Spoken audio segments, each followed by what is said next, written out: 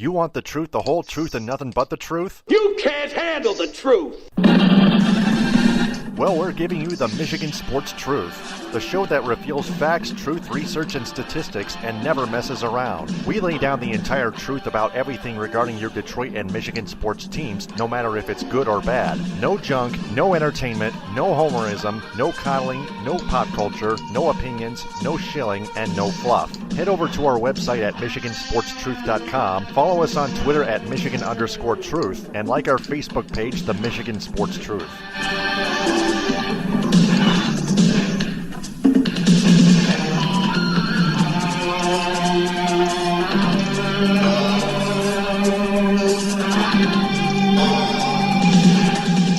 The hosts of the Michigan Sports Truth podcast do not take any suggestions or criticism from any member of its audience on how it should be run. It is up to the host to decide what they want to cover. They also do not intend to be any amount of popular in any way, shape, form, or fashion. Additionally, the views of the audience, right or wrong, do not reflect the actual truth revealed on this program. And episode 313 of the Michigan Sports Truth Week in Review podcast edition is now in session. Taylor Phillips and Buck Geno here with you guys. Follow me on Twitter at DT2Phillips and follow Buck Geno on Twitter at BuckGeno3, 3 I's for Roman numerals. Got 4 teams to cover, one of them involving some serious action on Twitter.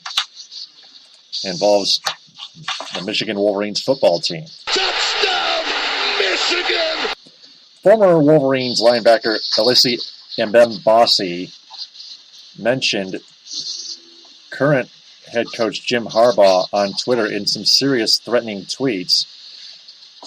And this is going to be some explicit content, so squeamish, please plug your ears or tune away. So Elysee's Twitter handle is Elysee Mbem-Bosse, and he tweeted a rant against Harbaugh, etc. Going to go have your whatever, say I lost my mind, MF really? Within hours of my family crisis, fuck you, GN, as in good night.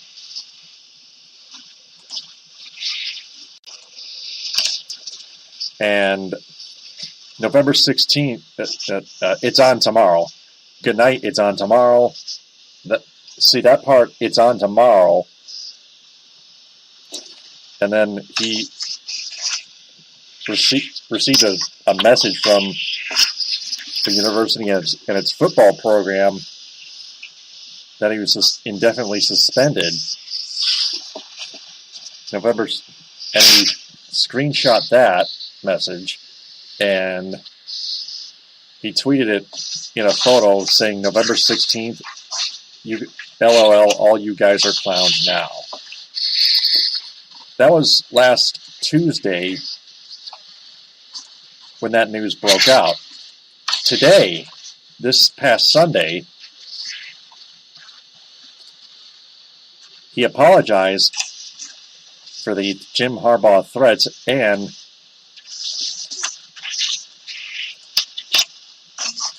he tried to accuse the police for harassment. He said, I'm in the midst of everything going on in this country. This situation has been very hard on me, mentally, physically, and emotionally. In November, I was kicked off the team at Michigan with no explanation with why, with no explanation why, with no timetable for return. With a family depending on me and the game I love being taken away, I constantly made efforts to get in contact with the university to talk about my role with the program. After numerous efforts, I was giving multiple people to contact, and nobody returned my calls. I take full responsibility for the tweets I made regarding the safety of Coach Harbaugh, which I apologize fully, but for being harassed by the university police and being told I'm mentally ill without proper evaluation is against my civil rights. At the end of the day, I want to play football. This and he tweeted it out in a screenshot. And then he was talking to Coach Harbaugh on Twitter.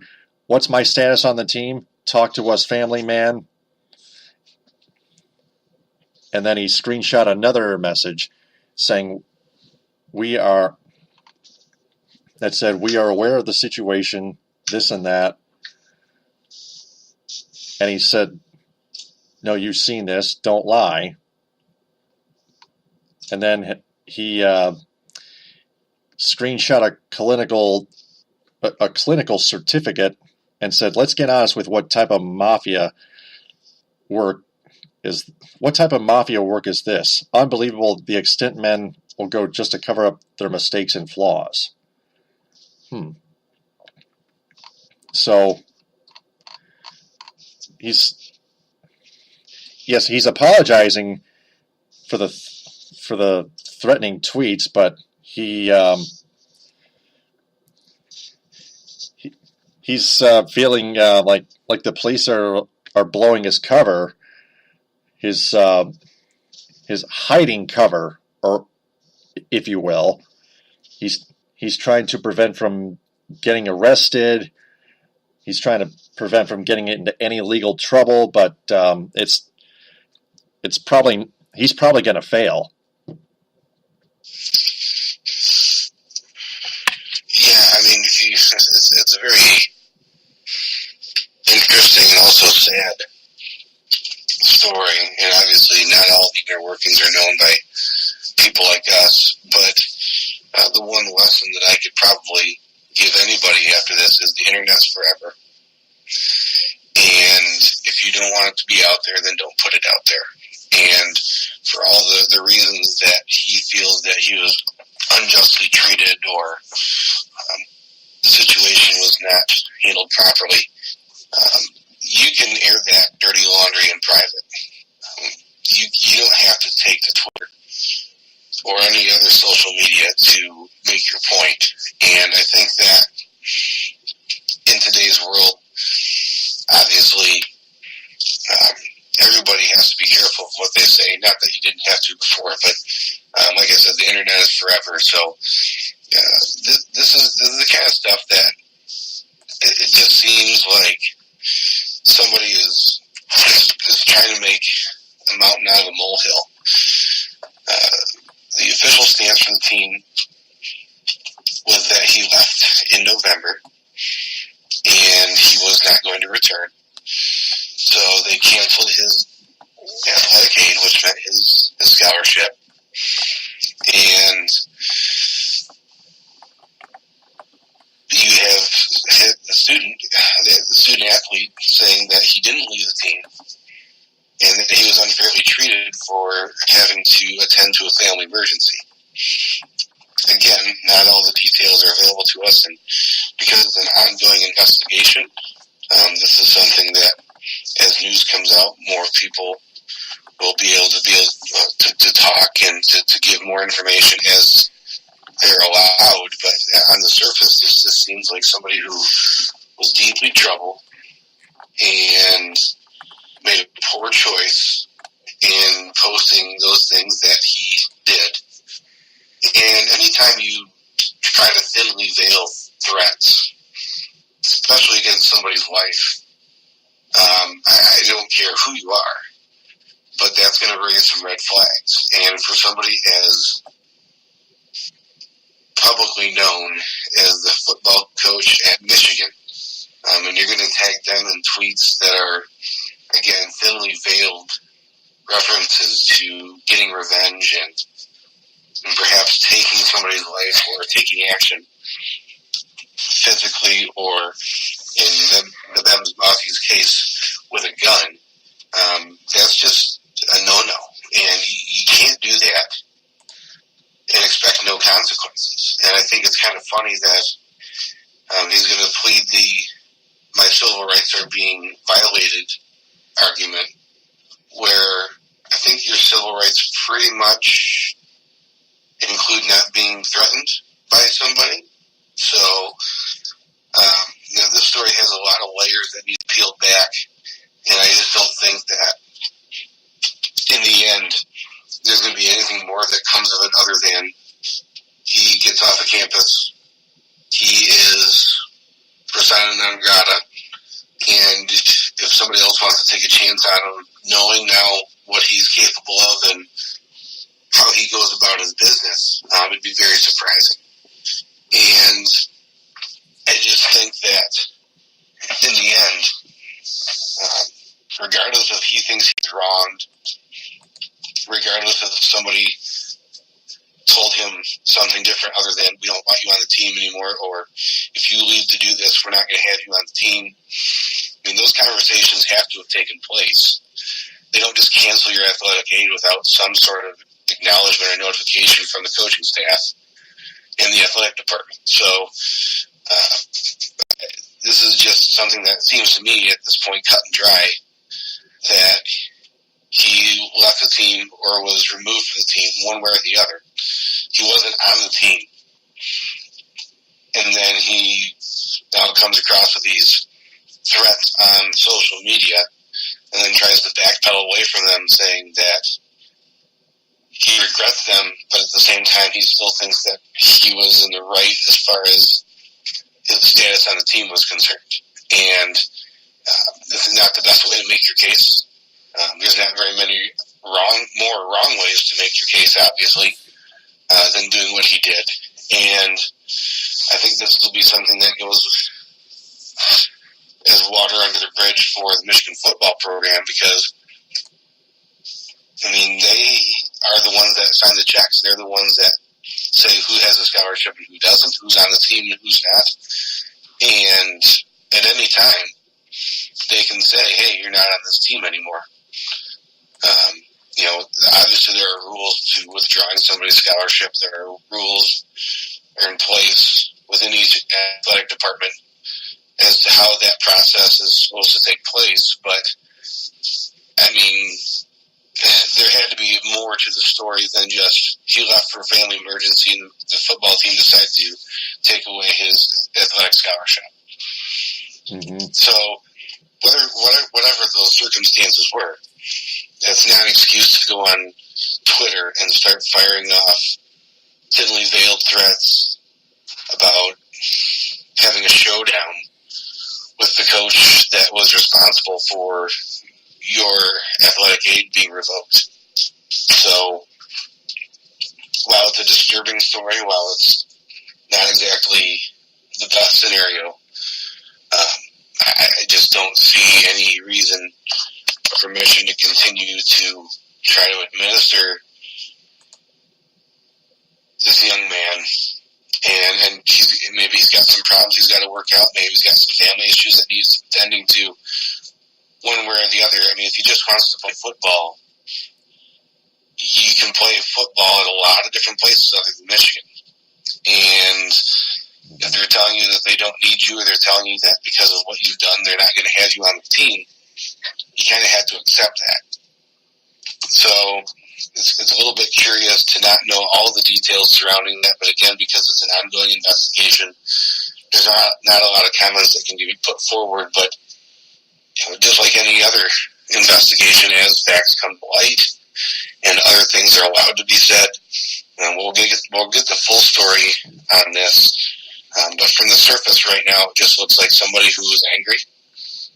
They were not in the right state of mind when they were doing that stuff, and even though they apologize and want to move on, when you make those kind of statements, you can't just forget those. So it'll be interesting to see what they do as far as the investigation.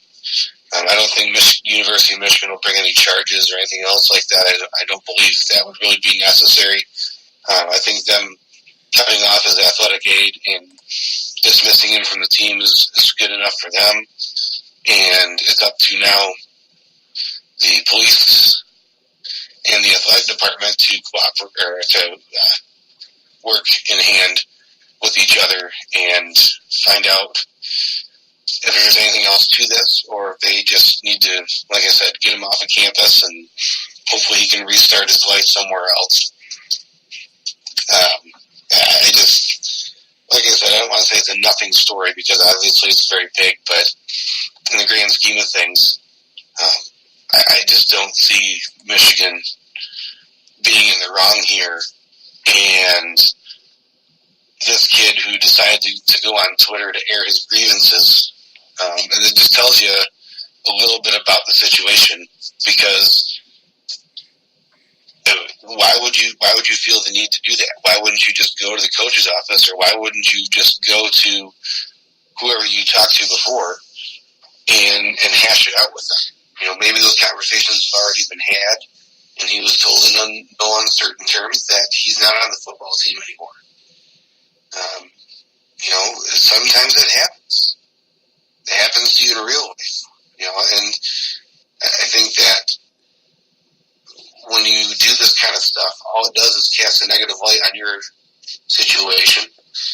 And even if this player is in the right to some degree, even if he feels he has a case, you're not making it any better by doing the things that you've been doing the last week or so. So I think that Michigan is obviously going to do their due diligence in the investigation, but I can't see anything other than them coming out with he was dismissed from the team. He was told that his athletic aid would no longer be continued, and we don't really have any other comment other than he's no longer either he's enrolled with no aid or he's not a student here at the university anymore. I mean, that's what it's going to boil down to. And I think that it can be a cautionary tale to really anybody that's involved in college athletics, that when you do dismiss somebody from a team for reasons, team rules or what have you, you know, cross all your T's, dot all your I's, and if somebody comes across like this, you have recourse. And it's really, like I said, it just kind of casts a dark shadow on the student athlete more than it does the program, because you know, there's really, like I said, at this point, nothing to see here other than it was a kid that was kicked off the team or was dismissed from the team, and he feels that it was the wrong decision. And you can feel that, but that doesn't mean it's going to make your scholarship come back. But to come across like this and make those threats and, you know, really just make a spectacle of yourself, it isn't going to help your cause. So, you know, like I said, hopefully he gets the help or the guidance that he needs, and whether that be at Michigan or somebody else or somewhere else, that's to be seen. But I don't expect Michigan to do anything else other than wash their hands of this and say, hey, look, he was on the team, now he's off the team. He made these threats, and we'll proceed with it as a civil or criminal matter, whatever law it falls under, and let it go from there. I don't think Michigan's really interested in making an example of him, because that's just not the way to do business. But at the same time, you know, it's going to be, it's a delicate situation. You don't want to come off as a program that refuses to help kids when they're in their time of need. But at the same time, you know, if you're off the team, you're off the team.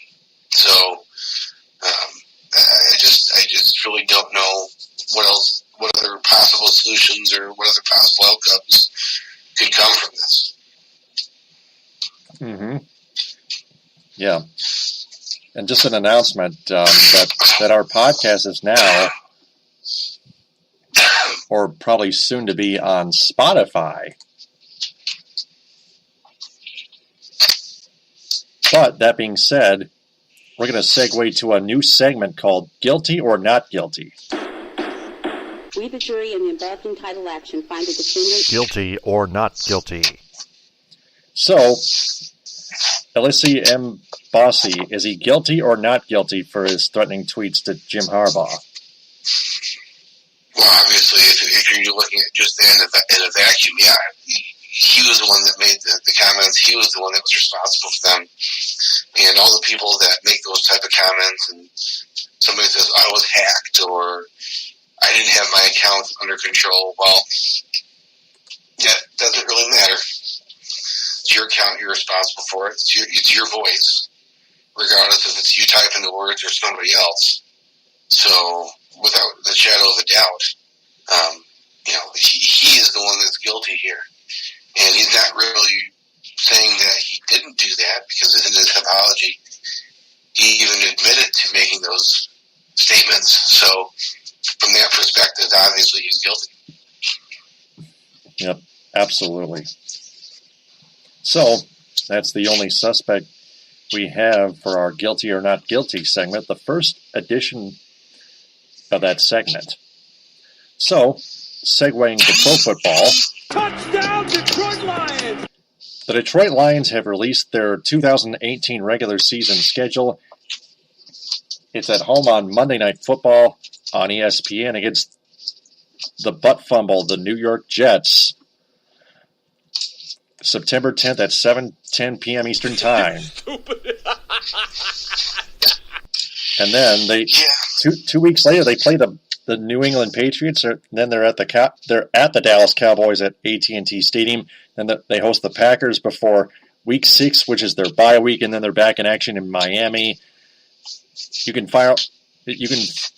view the entire schedule at DetroitLions.com. They are in Lambeau Field on December 30th on Week 17 of the regular season. Yeah, I mean, you have the obviously always too early schedule predictions and people looking at wins and losses before anybody's made a draft pick, before anybody's gotten cut or hurt.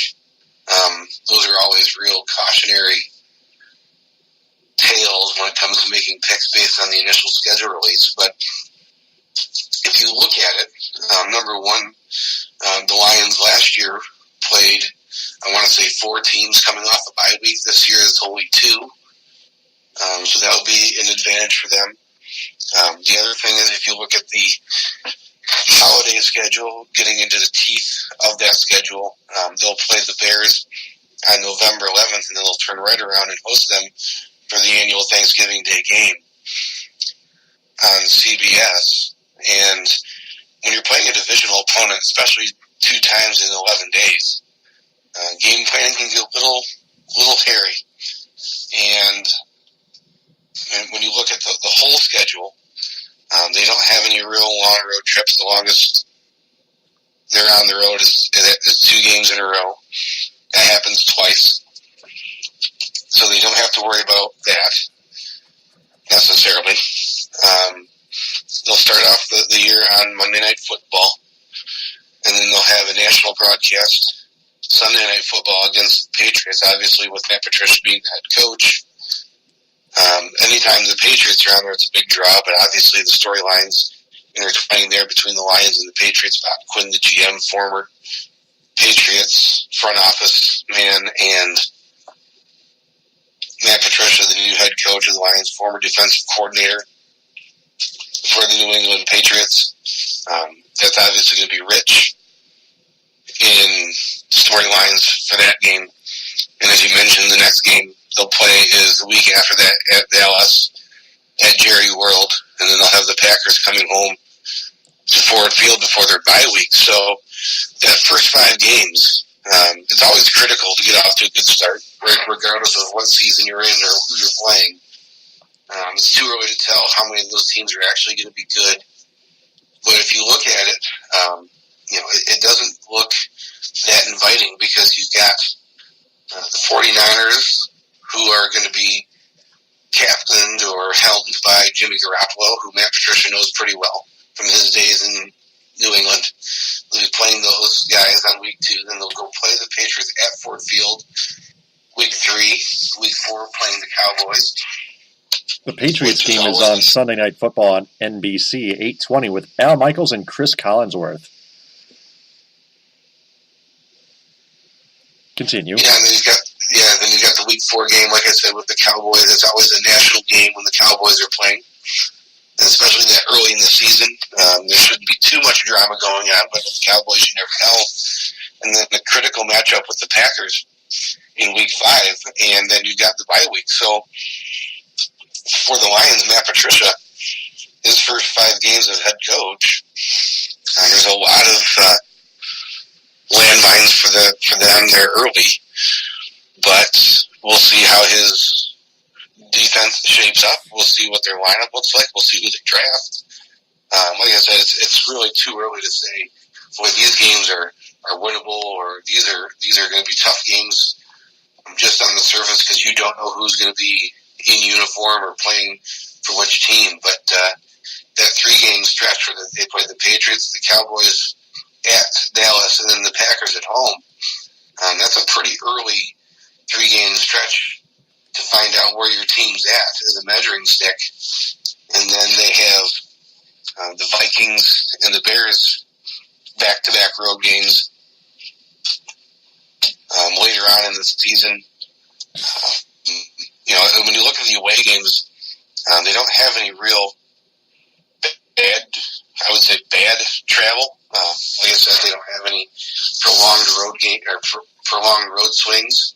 Their longest road swing is 2 games, and one of those is the Vikings and the Bears, so they're not going that far.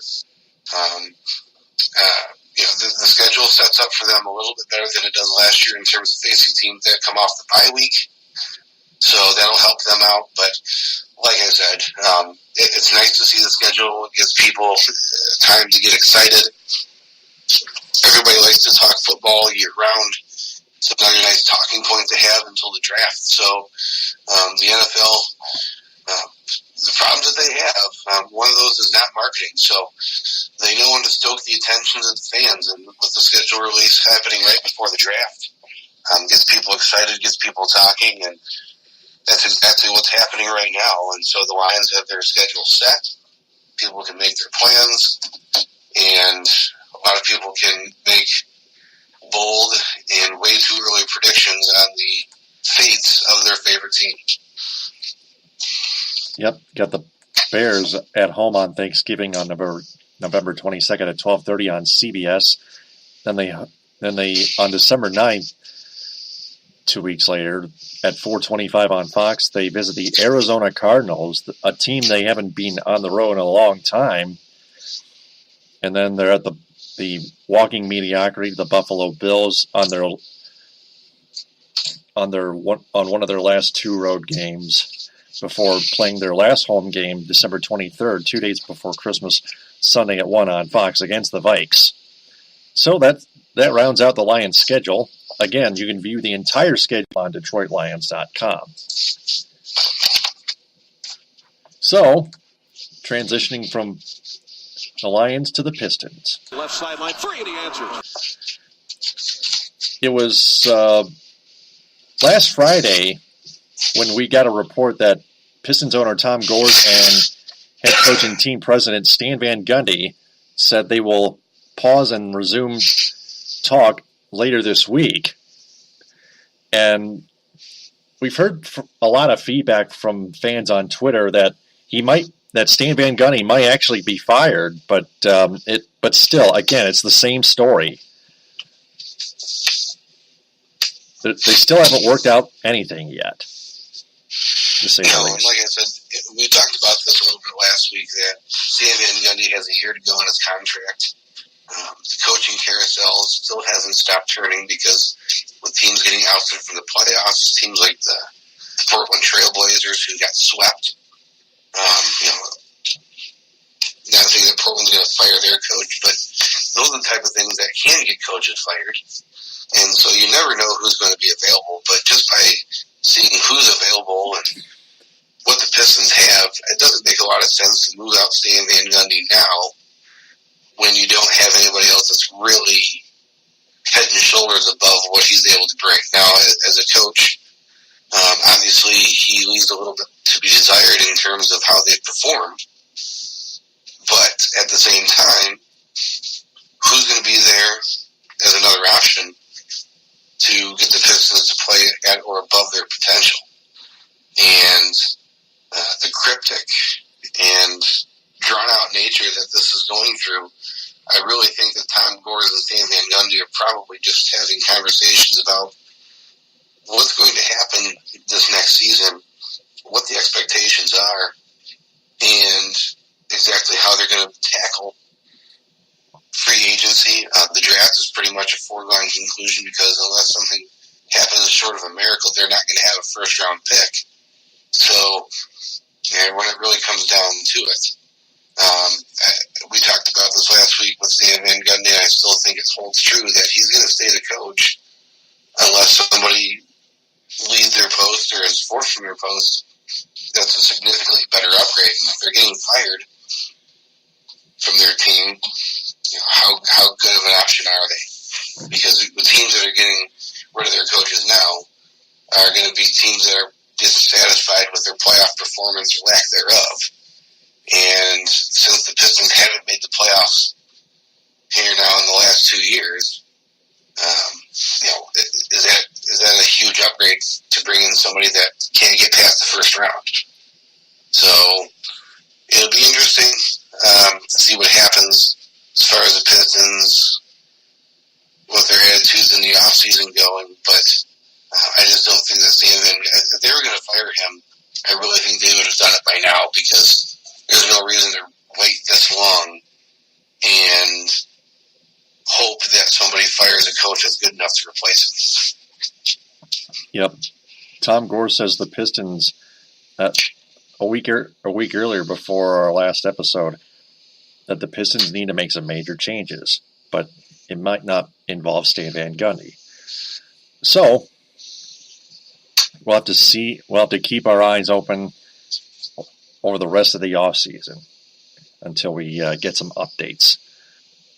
Meantime, that one is long gone. The Tigers have swept the Baltimore Orioles, and then they split a 4-game series doubleheader against the Kansas City Royals. They found ways to win against the 6-16 Orioles, who are dead last in the AL East, and then the Kansas City Royals come into town and split the 4-game series doubleheader aforementioned, and remain 5-15, fourth in the American League Central. The Tigers 9-11. They take 3 of 5, 5 of 7 rather, from their previous week against the Orioles and Royals, and improved to 9-11, third place in the AL Central. And they got the Pittsburgh Pirates coming up. Yeah, one of the most amazing things is that they didn't have any games canceled due to weather, which throughout the spring and the early part of the season has been a pretty common occurrence for them, but they managed to get all the games in. The weather subsided just enough for them to get those in, and as you mentioned, they swept the Orioles and then split with the Royals. And when you're talking about beating those teams, those aren't very good baseball teams. We didn't think the Tigers would be any good.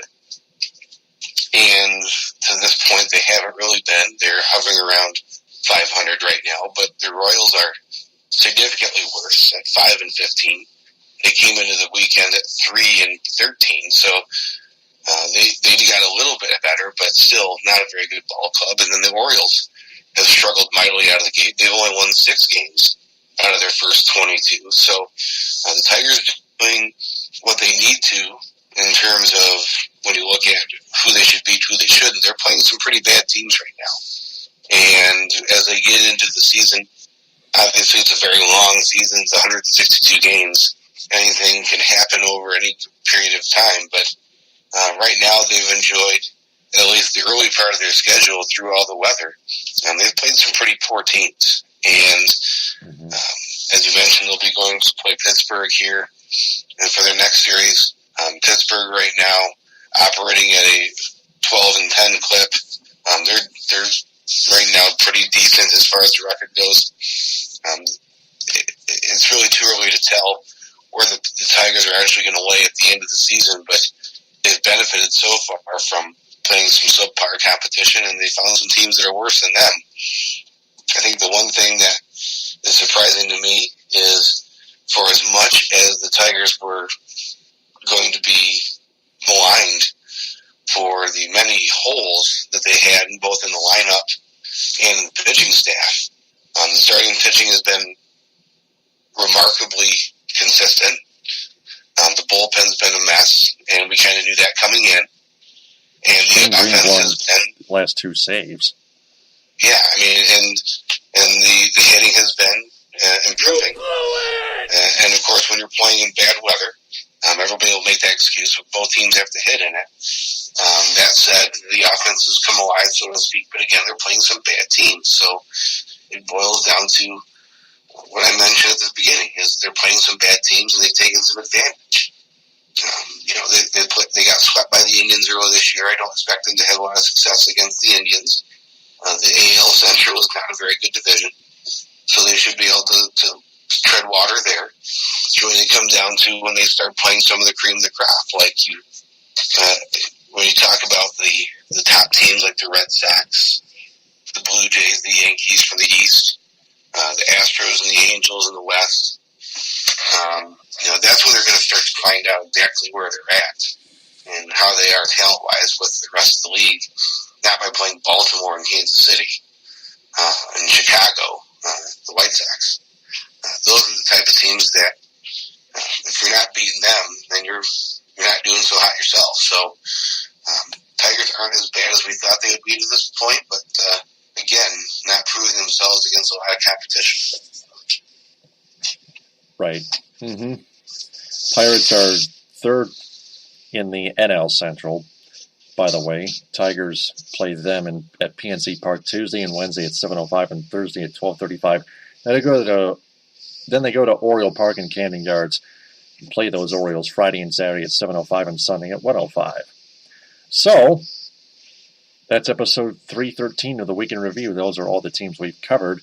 Before we sign off, we want to remind everyone to share this episode and our entire podcast on social media and have their friends share that as well, because we want to tell them that the Michigan Sports Truth podcast is in search of local advertising, that is searching for a wider local audience, that is fans of sports. So please spread the word about the Michigan Sports Truth podcast, its Facebook page, and its Twitter handle at Michigan_Truth.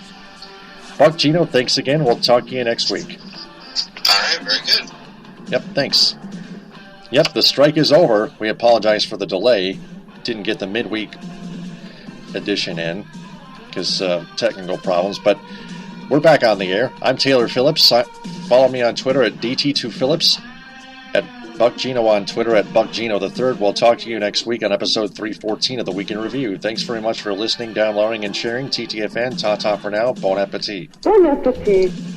The hosts of the Michigan Sports Truth podcast do not take any suggestions or criticism from any member of its audience on how it should be run. It is up to the host to decide what they want to cover. They also do not intend to be any amount of popular in any way, shape, form, or fashion. Additionally, the views of the audience, right or wrong, do not reflect the actual truth revealed on this program.